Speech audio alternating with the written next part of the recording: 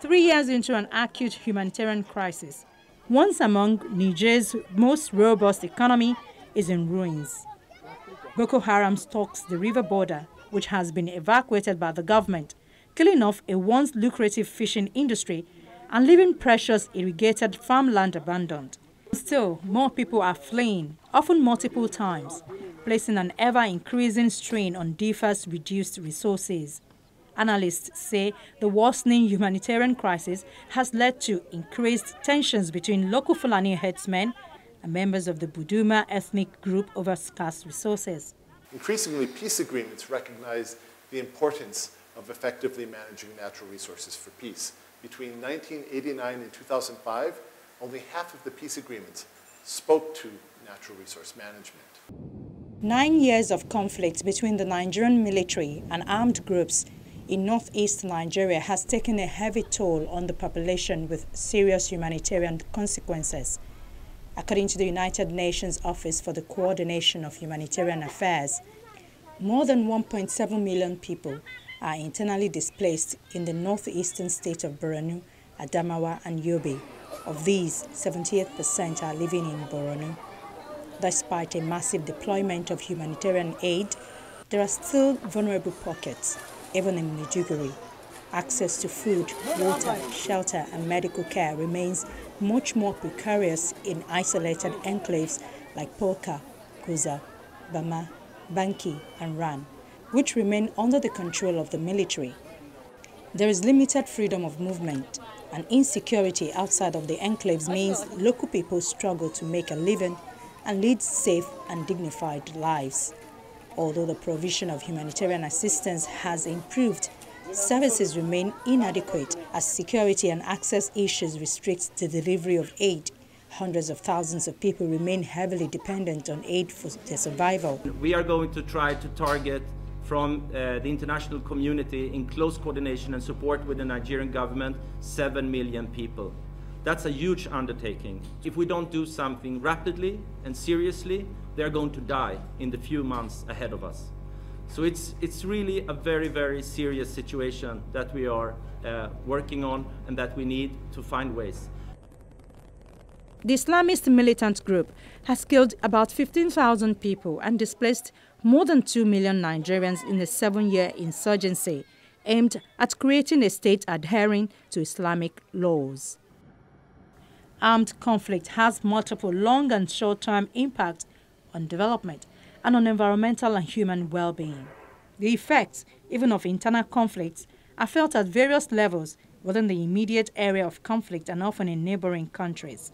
Conflict destroys environmental, physical, human, and social capital, diminishing available opportunities for sustainable development. Its impact on human well-being, reducing quality of life, the capabilities of people to live the kind of lives they value, and the real choices they have. It is so decided. The Sustainable Development Goals, which replaced the Millennium Development Goals to much fanfare in 2015, are intended as a blueprint for development for the next 15 years and seek to integrate the environmental, social and economic dimensions of sustainable development. If we're going to hit the Sustainable Development Goals, we really need to tackle these environmental impacts, because when you damage the environment in conflict, it sets you back years on the path to sustainable development. So for many countries, they're going to really struggle to hit the 2030 targets unless we do more to protect the environment throughout the conflict cycle. I think that if you look at the MDGs, you look at how we used to conceive of sustainable development, it was a three-legged stool: environmental, social, and economic, right? The SDGs have a fourth leg: peace. You cannot have sustainable development if you do not have peace. And this is revolutionary for the UN. Sustainable development means consideration of peace. And consideration of peace means sustainable development. So we are finally making that link. It's hard. Back in 1992, concern over the environmental damage wrought by the 1991 Gulf War had fueled international concern over the environmental legacy of conflict in a way not seen since the Vietnam War. During the Second United Nations Environment Assembly In June 2016, a resolution from Ukraine on the protection of the environment in areas affected by armed conflict was approved by consensus. The resolution is the most significant United Nations resolution of its kind since 1992. This new resolution reflects not only a deeper understanding of the environmental implications of armed conflict throughout the conflict cycle, but also growing international interest in finally tackling the weak state of legal protection for the environment and the inadequate systems of environmental response and recovery.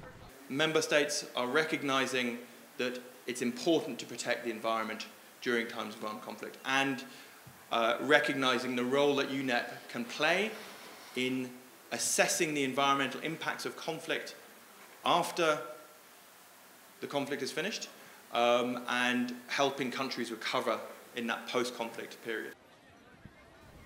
The resolution stresses the need to protect the environment in conflict and for its restoration following conflicts. It also emphasizes the need to raise awareness of wartime environmental damage, to challenge the notion of the environment as a silent victim of conflict.